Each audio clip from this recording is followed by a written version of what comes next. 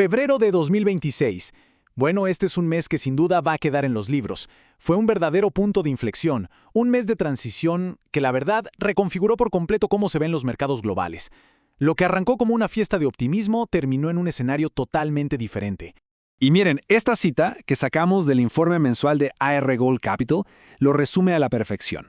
Pasamos de la euforia total a una aversión al riesgo casi absoluta en cuestión de semanas.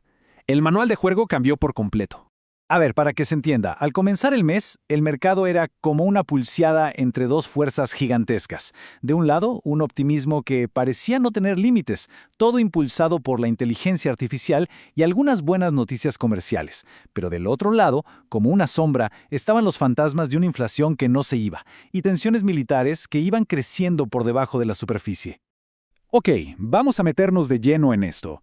¿Cómo empezó febrero exactamente? Bueno, con una nota altísima. Los mercados europeos estaban tocando récords y la historia de la inteligencia artificial parecía no tener fin.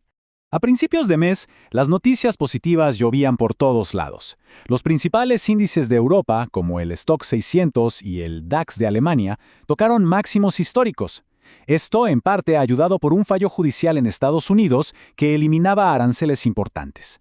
Al mismo tiempo, Nvidia publicaba unos ingresos que eran una locura y el Nikkei en Japón empezaba una subida histórica. Daba la sensación de que nada podía salir mal. Pero esa euforia inicial estaba a punto de chocar de frente con la realidad. La confianza del mercado, que parecía de acero, se empezó a fracturar por una seguidilla de golpes muy rápidos.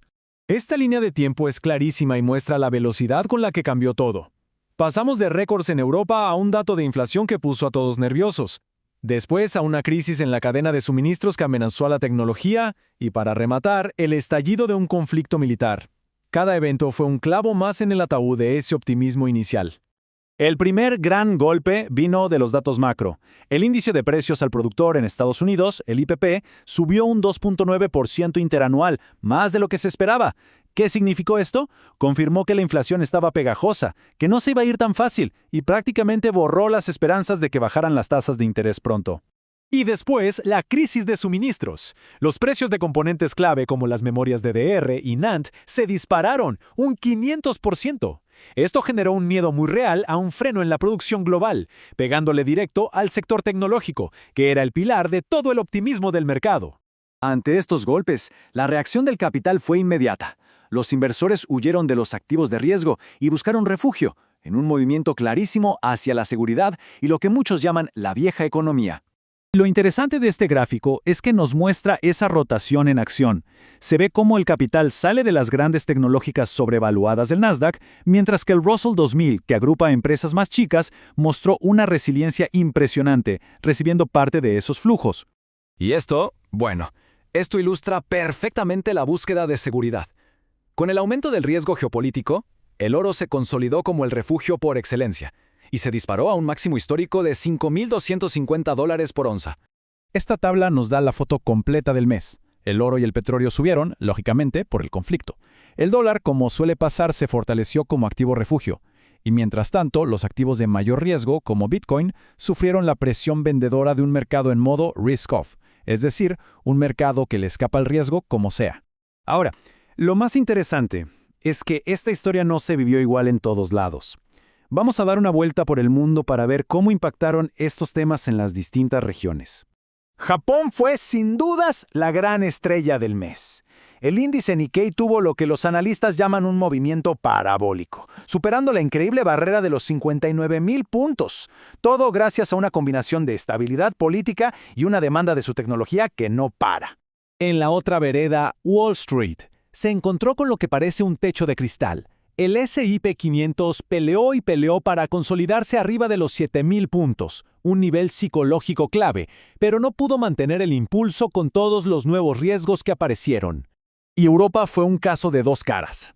Por un lado, sus índices más importantes tocando récords. Pero esa euforia quedó manchada por el colapso del sector automotriz, que tuvo caídas drásticas. Una muestra de las divisiones profundas en su economía. Entonces, el punto clave es este. Febrero dejó al mercado en una encrucijada crítica. Las viejas reglas ya no funcionan y se necesita un nuevo manual de juego para entender lo que viene. Y ese nuevo enfoque es el stock picking. Ya no se trata de comprar todo el mercado, sino de hacer una selección casi quirúrgica, buscando empresas con balances fuertes, con liquidez y que estén en sectores defensivos, que aguantan mejor los golpes. Y para marzo, estas son las tendencias clave a las que hay que prestarle atención. Directamente del informe de Arge Col Capital, el conflicto en Oriente Medio, si la inversión en IAA finalmente se traduce en ganancias reales, cómo manejan las empresas la inflación y, por supuesto, la continuación de esta estrategia defensiva. Y cerramos con esta pregunta que creo que resume el dilema central del mes. Después de un febrero que nos llevó de un extremo al otro, ¿qué va a dominar el mercado de ahora en más? ¿El poder de la innovación o el peso de la inestabilidad global? Para un análisis más profundo y para seguir el día a día de los mercados, toda la información está en argecol.com.ar. Este fue un informe de ARBG Col Capital.